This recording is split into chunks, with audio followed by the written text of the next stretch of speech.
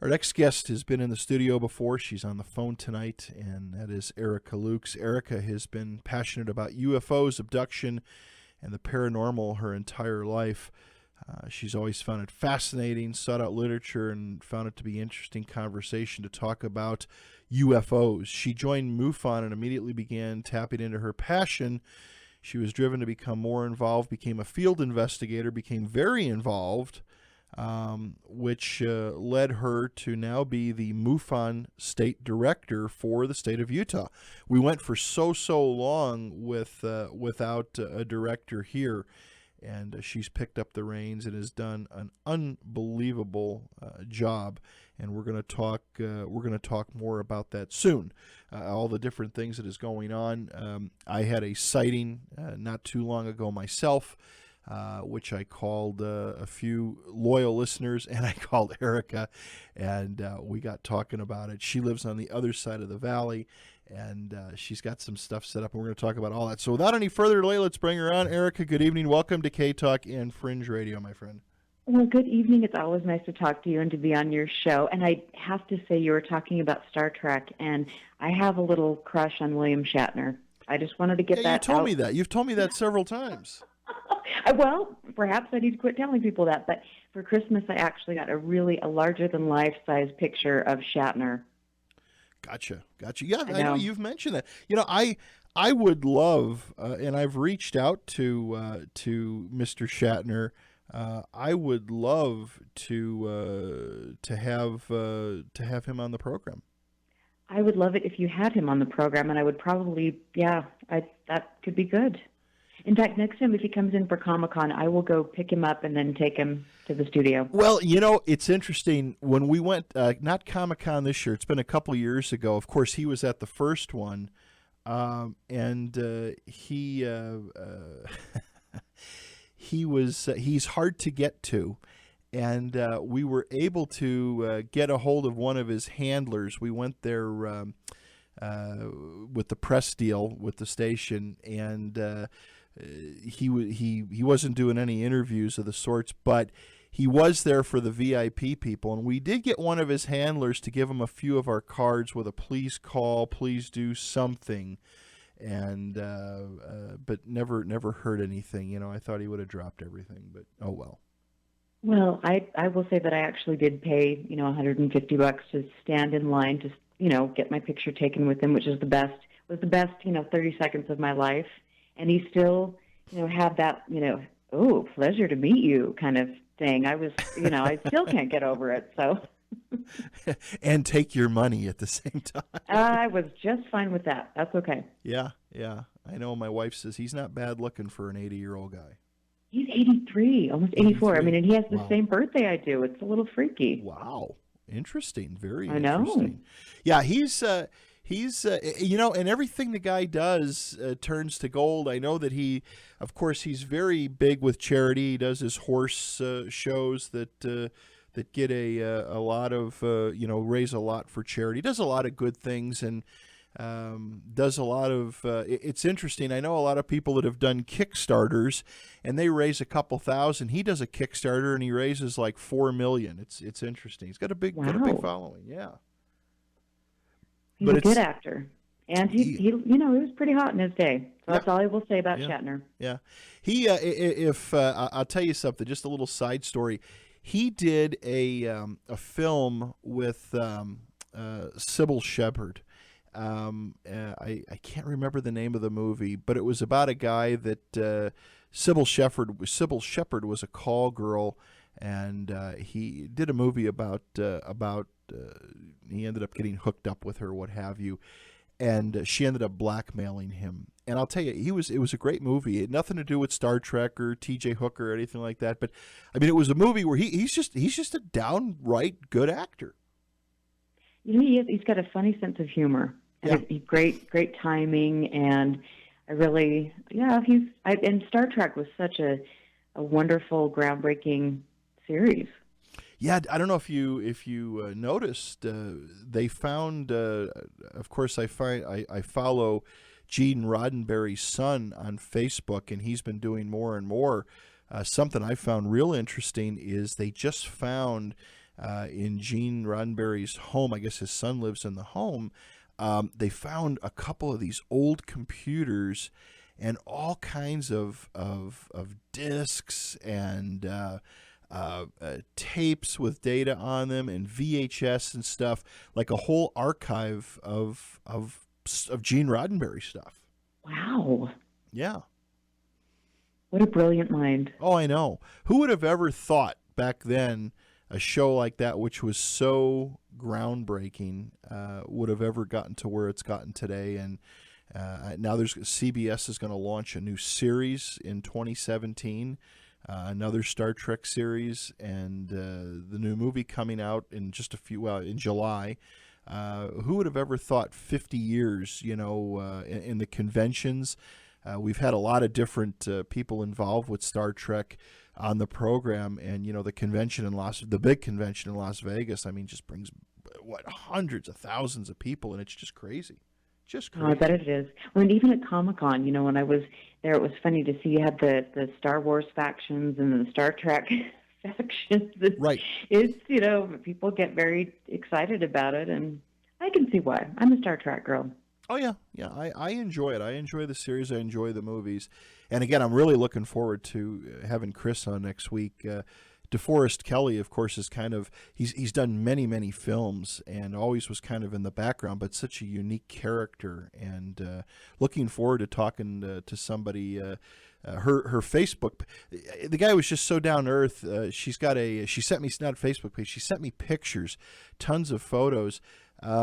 She needed a car. He bought her a real simple used car, but just pictures of him sitting out in the back porch, having a drink and talking, and just a normal guy. Wow. He seemed very unassuming. Yeah. He was definitely. It must have been a lot for him to deal with some of the ego on the set. And Exactly. I know Shatner had a large one. Mm-hmm. That's okay. Yep. Yeah. Exactly. I've reached out to George Takei several times. I'd like to hear about it on the show.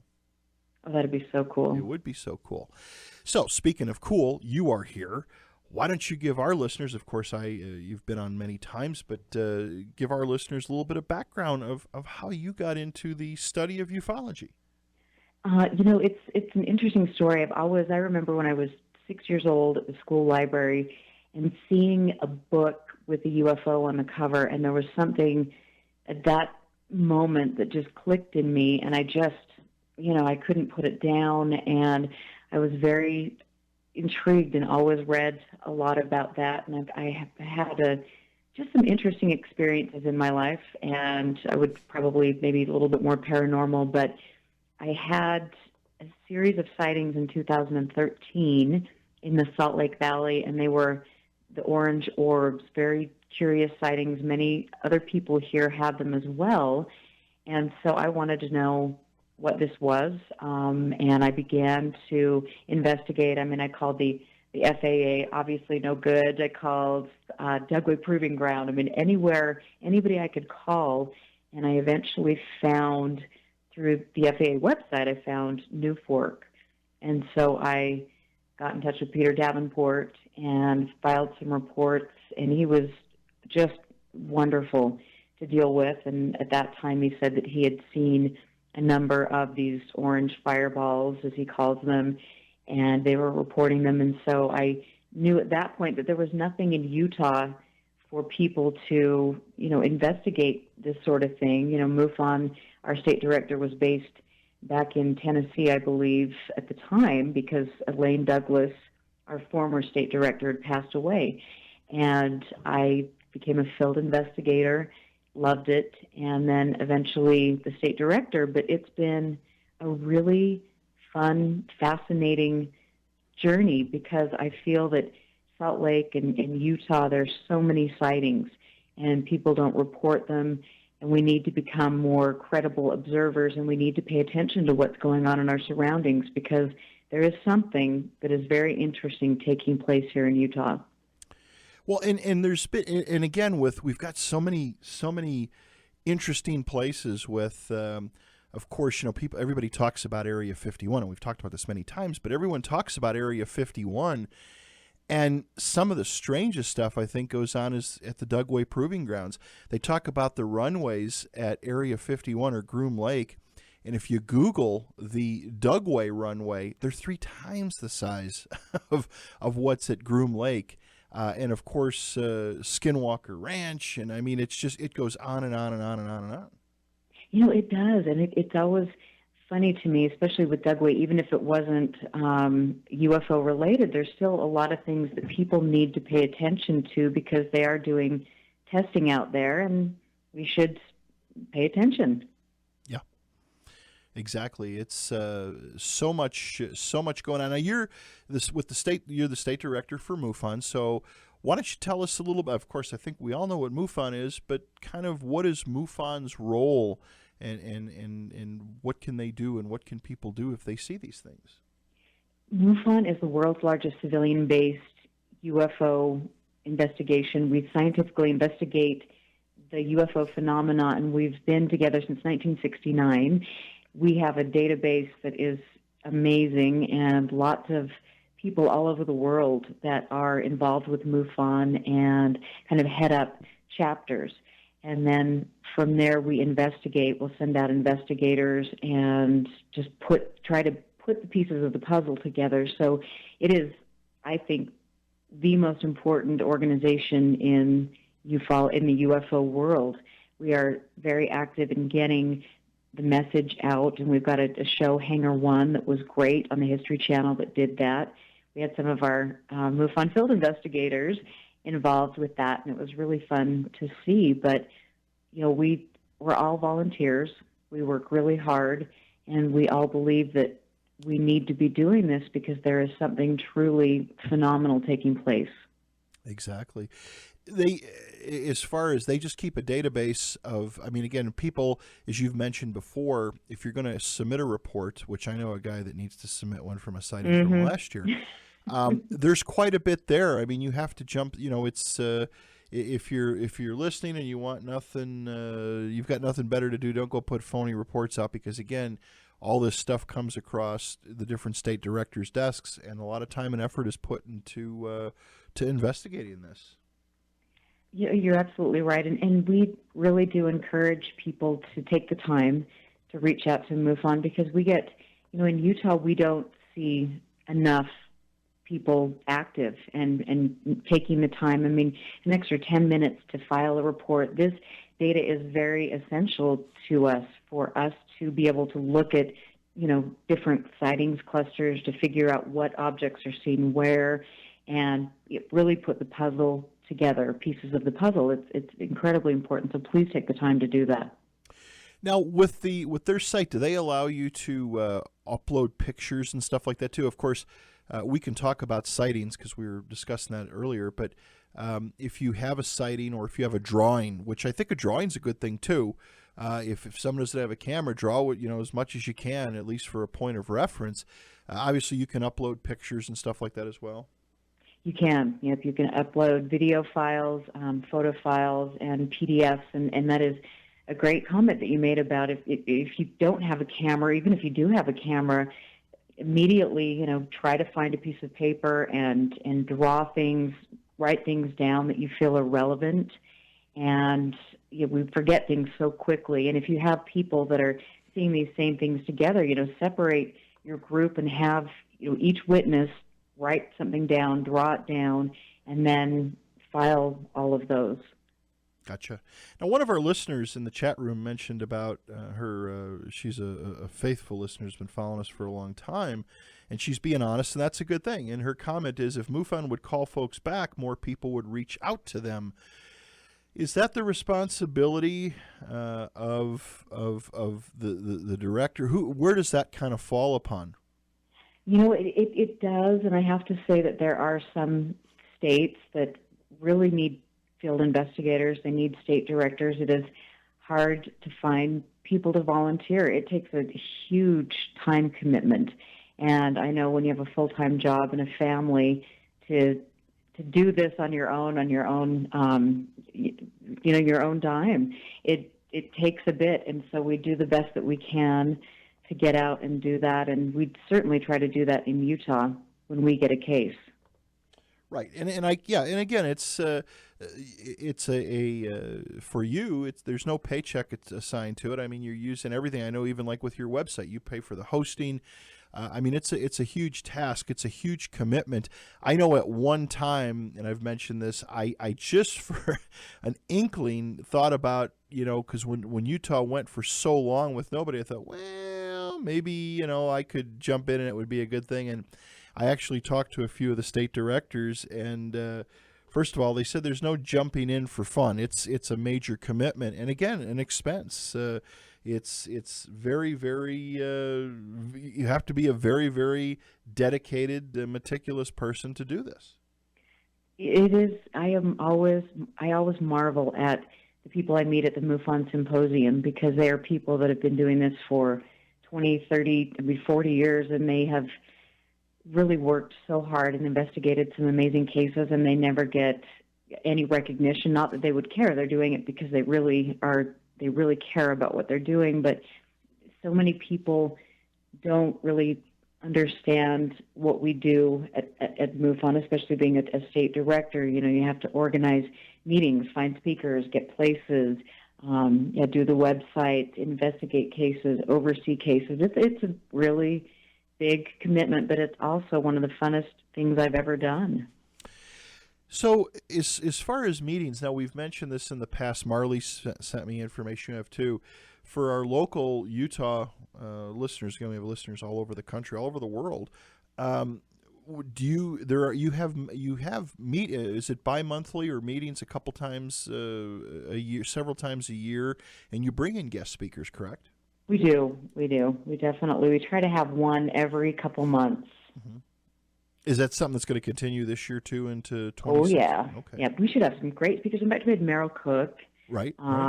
Joseph Buckman. We've had really good people, and then I will just bring some people in, especially with the Utah UFO Festival coming up. We'll have Richard Dolan, Nick Redfern, people like that here, and so there could be potential to have a MUFON meeting up here in Salt Lake with one of them speaking. Yeah, again, because those guys have put in so much time and effort over the years. And again, it's just, I think it's great. I know that for a long time, Marley Spendlove was putting stuff together, and it's a lot of work. It's a lot of work to organize it all up. It is definitely. But it's like I said, it's worth it. Yeah. I love it.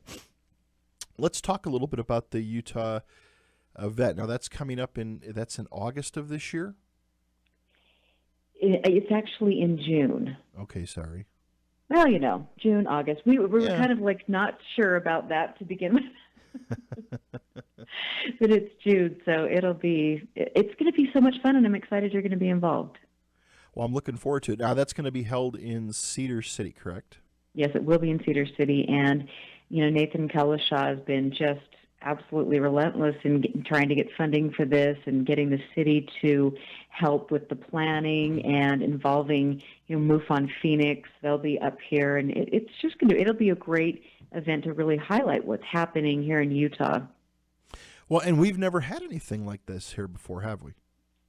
We've never had anything like this, so this will be pretty big.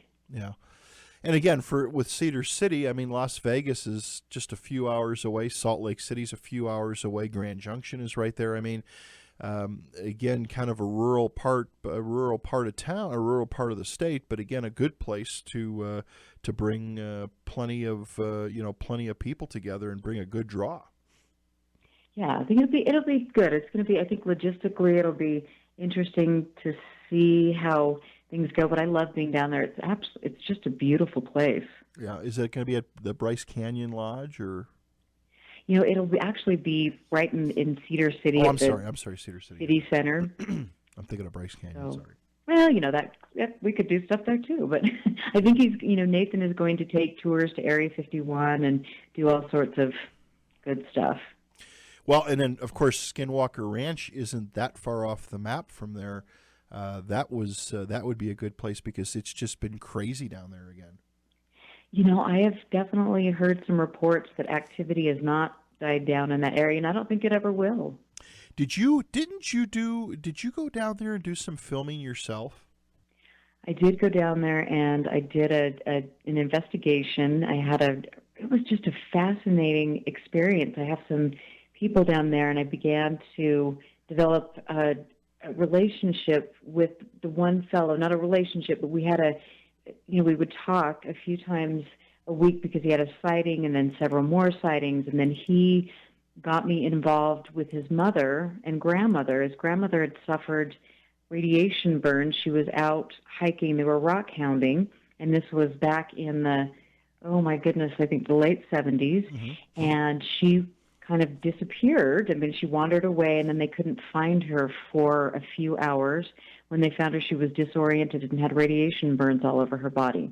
This made the local news. It was a fascinating case, and all three generations of that family have had very unique experiences and potentially abduction experiences. Well, it's interesting. My wife, Carol, her family, she has a lot of family that comes right from that area in the Uinta Basin. And it's interesting, as a kid, she would go out there and visit, and her grandparents and different family members and just aunts and uncles before this before the whole UFO thing kind of went public, if you will, that to see things flying over, whizzing over, making all kinds of noises, lights, beams of lights, whatever, that was pretty commonplace. And people didn't think much of it back then. I mean, it was just, hey, did you see that last night? Or, I mean, it's something that has been continually going on. It's not something that just started. It's been going on for decades down there. Oh, at least. Yeah, and I think, like you say, people it's just commonplace. The fellow who initially had the sighting, and I was doing an investigation, I mean, he worked in the oil fields there, and he would say that, all the guys in the oil fields would just say, oh, yeah, there it is again, and then, right. Just go about their business. And I think that, also they're just very unassuming people. A lot of these people are ranchers, and so they're affected not only emotionally, but it's more that this is costing them money. If you have the cattle mutilations, right. Their families are terrorized. It's quite an interesting place, and people don't like to talk about it. Yeah, I know one gentleman, and I'm sure you know him very well, is Ryan Burns. Ryan has, he's written, I don't know if he was talking about a second book, his first book. We've had him in the studio, had several interviews with him, and there's just so much going on down there. His book it's chapter and chapter after some of the strangest things.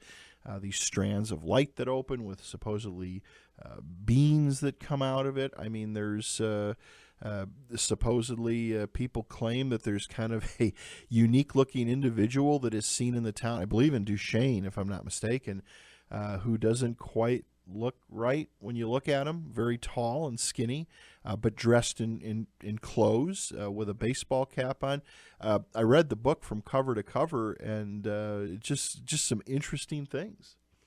And it all sounds so fantastic unless you really start doing research and you talk to George Knapp or you listen to Jacques Vallée or some of the people, Ted Phillips, some of these people that know about this type of phenomena, and, Colm Kelleher, scientists. These are scientists. And it is absolutely stunning and fascinating and very, very real. There's something going on there that we just can't comprehend, and I wish that we had more people involved in MUFON so we could really do good research there. Well, if a person wants to get involved, and obviously there's a lot of since it's an all volunteer organization, any kind of help I would assume is welcome, so that the state director doesn't have it all fall on his or her head. I know there's an IT guy that's supposed to help with some things too. I have to get after him. But there's a lot of things that people can get involved with to work with you, correct? I mean, you're MUFON and you, I would assume, are pretty, if somebody is really serious, it's not a joking matter. If you're really serious, there's a role there for people. Oh, absolutely. We would love it. And it is not only is it's just a cool thing to do. So, you could have any sort of role, and we would take any help that we could get. My goal is to build the chapter and make it the best chapter in the country, and I think we can do that because we have such great people involved now. Every day our membership is growing. We're bringing in great speakers, and I really think that we need to mobilize the troops because there is something here, and we know that, and we need to investigate it. Yeah, yeah. And again, capture more stuff, capture more information, and again, just so that can be shown to the masses. A question that somebody actually emailed into me, it said, Erica, can people look at the MUFON records as far as sightings, abductions? Is there a place where people can actually go look at these case files? You can go look at the CMS. If you just go to MUFON.com, you can go on there and search cases. Gotcha. Yeah. So, and between MUFON and then you can go to New Fork, and there are some places you can search their databases, and it's fun to go to all of these different places and see what's happening. Oh, I can imagine. It's anybody that says there's nothing going on, they need to look up in the sky a little bit more, like I really need to, and again, just go look at all the different stuff that's put down. If you don't believe it, will definitely make you a believer. All right, everybody, welcome back to Fringe Radio. Our guest tonight is Erica Lukes. Erica, again, thank you for taking time out of your weekend to be here with us. It is so much fun to be here. Thank you for having me. It is. We did get a question that came through, and then we've got a couple callers. Well, we've got one caller on hold. One of the questions is, does Erica feel there's been an overall fall-off in UFO sightings in the past 10 years? What's your thoughts on that? It's a great question, and I definitely feel, and looking at the data, things do not appear to be falling off. I mean, we're getting a slow increase in sightings. At the MUFON, with the MUFON database, also New Fork has seen an increase in sightings reports. Whether that is due to people just becoming more aware of reporting organizations, or because we're having an increase of sightings, it's a hard thing to gauge. But when you talk to Peter Davenport, he definitely believes that we are seeing an upward trend, specifically in the orange orb fireball sightings. What do you think those are? I'll have to be honest with you. I've never, outside of on New Year's Eve, there was a lot of Chinese lanterns being launched around my house, which I believe are illegal here in this state now because of the fire hazard. But I myself, I've never seen these, but you've seen these orbs, and other people here locally have reported them as well, and sometime hovering for quite some time. Oh, they're absolutely amazing, and it's fascinating. I was actually on the Clyde Lewis on his show last night. He's a Utah boy and was mentioning the fact that he lived out in the Kearns area, and this was kind of a common thing out there, and he had experiences with them. So it's, we don't know what they are. We know that there are areas all over the world that seem to have a concentration of sightings of these orbs. I always go back to a place like Hessdalen, where they have 30 years of data, and they've really scientifically explored this type of phenomena, and it is very real. Do we have to become better trained observers? Of course we do. We have to differentiate between airplane lights, Chinese lanterns, like you say, all of that stuff. But there are people that are having very real sightings, and we don't know what they are. And I believe, very passionately, that this deserves serious research. And like with the orbs, something that a question I've always had in my mind is, are the orbs extraterrestrial or are they paranormal? Are they a paranormal manifestation, let's say? I don't know. It's or is it a life form within itself? I don't know how to define it. I don't think anybody does, and I think it is very interesting because you do have the orbs that you see in close proximity. Are those paranormal? The bottom line is we just don't know, and we can't really speculate when we don't have good data on any of this. So the people that have really looked at it, like I mentioned, Ted Phillips, Jacques Vallée, people like that. I mean, I've heard a couple of them mention that they believe that we could have a couple different things going on, perhaps the extraterrestrial thing, and then some sort of something that has been around us on Earth, since the beginning of our planet. And so we just don't know, but it's fascinating. Exactly. You want to take a call? Yeah. All right. Caller, good evening. Welcome to K-Talk. You're on with Erica Lukes. Hey, Pat. Hey, Erica. What's happening? My favorite person. How are you? Hey, you knew I had to call in. By the way, I'm so happy you called. Jill was going to call with me, but she fell ill. So if Jill is listening, I just want to wish her, speedy recovery and hope she gets back on her feet soon. Now, I know, it's funny Jill. that you I love mentioned, you. It's funny you mentioned the orbs because I know that you had a personal interest with all these orbs and all the research that you've been doing.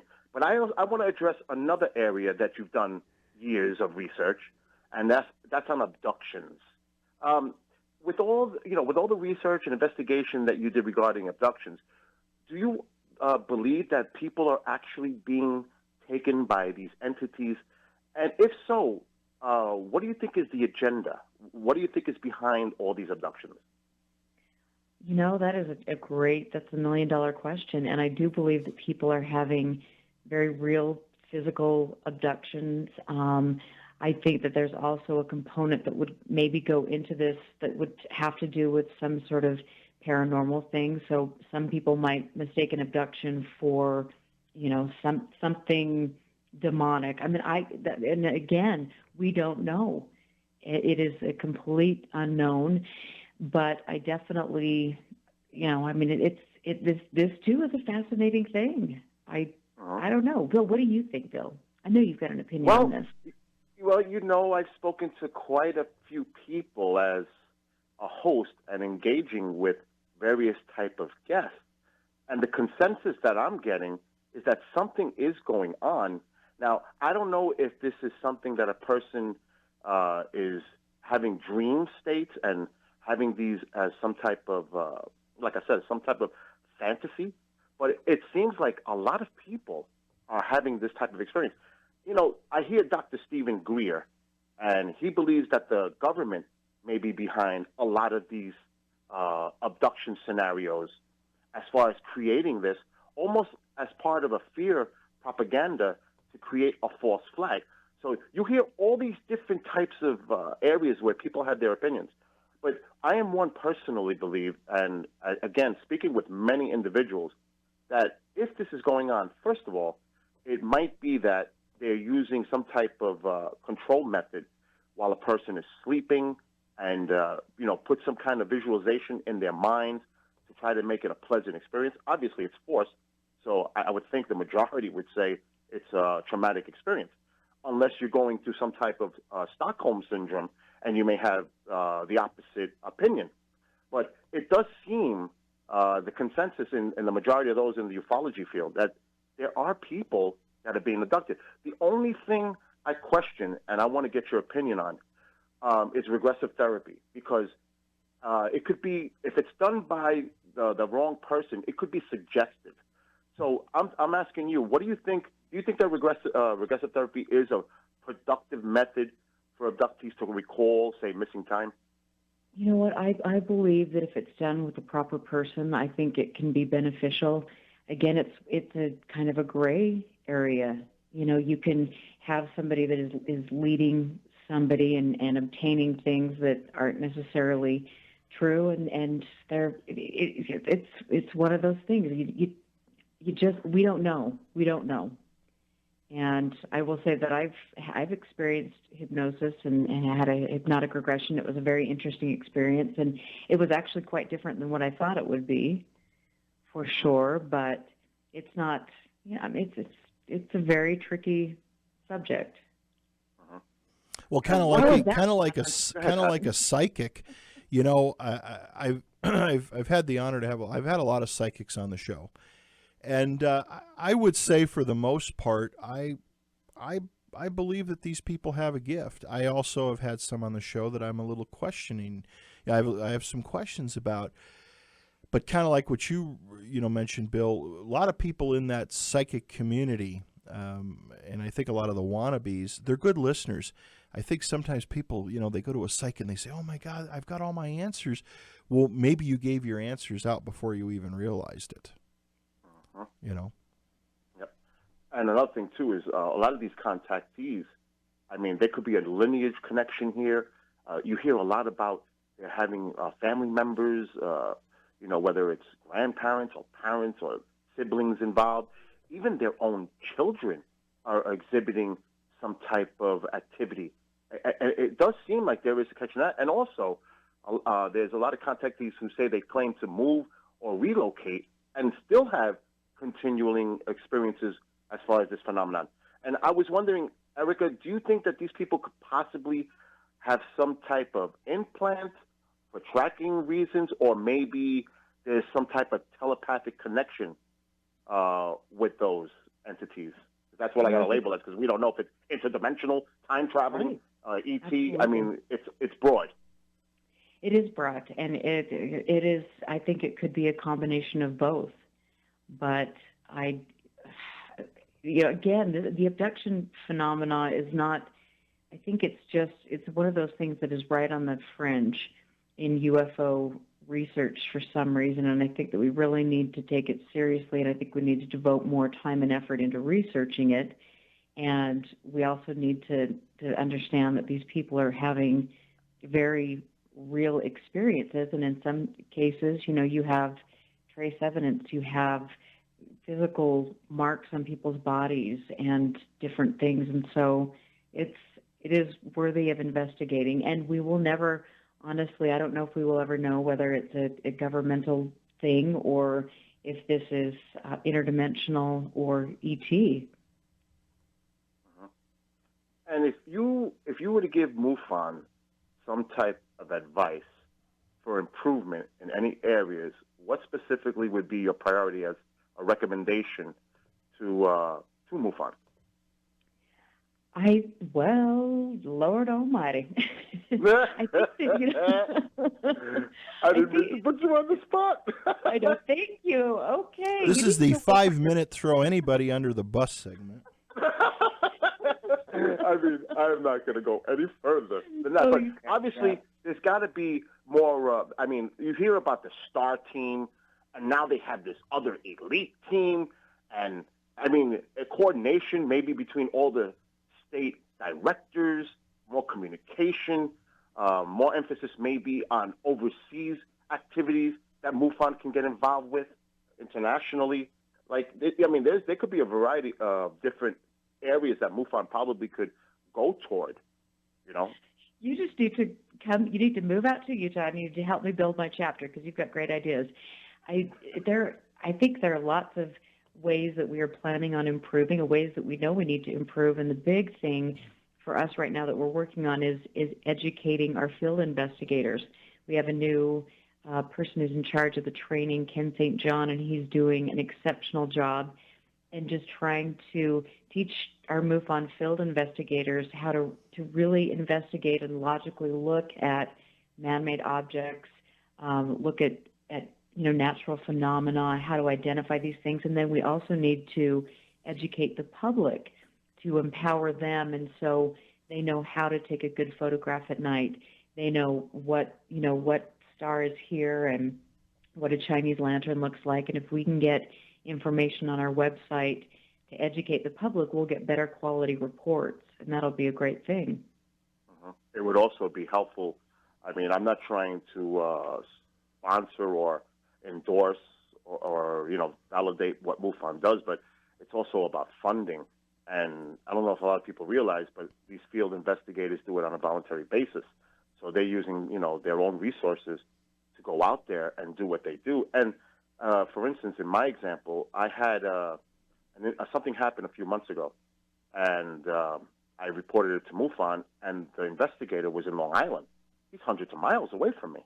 And it just shows that they're sparse. They're far and few between. But my last question to you is because I've heard your music, and I know how talented you are. Oh. Yeah, I've heard your writings and I've heard your music. Dear, oh dear. I was, I have that little insight where I got all that stuff. But I want to get your take because Grant Cameron believes that there's some type of correlation between artists and UFOs. What do you think about that? Absolutely.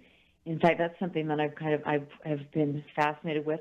Being a musician and an artist, I feel that we have many reports of, David Bowie, you've got Mick Jagger, you have Sammy Hagar, all of these people that are brilliant musicians. And I will be the first to say that our brains are probably wired differently, and whether we're able to perceive things in a different way, I don't know. I think it's fascinating, and it's definitely worth studying. And I also think that people that have ADHD typically seem to have more sightings, and that would be along the same lines of people that are artistic. They typically have, actors and things like that. They typically have ADHD, and that would be fun to study. Even John Lennon, he had a sighting off his patio. Not patio, his balcony in New York City. He did.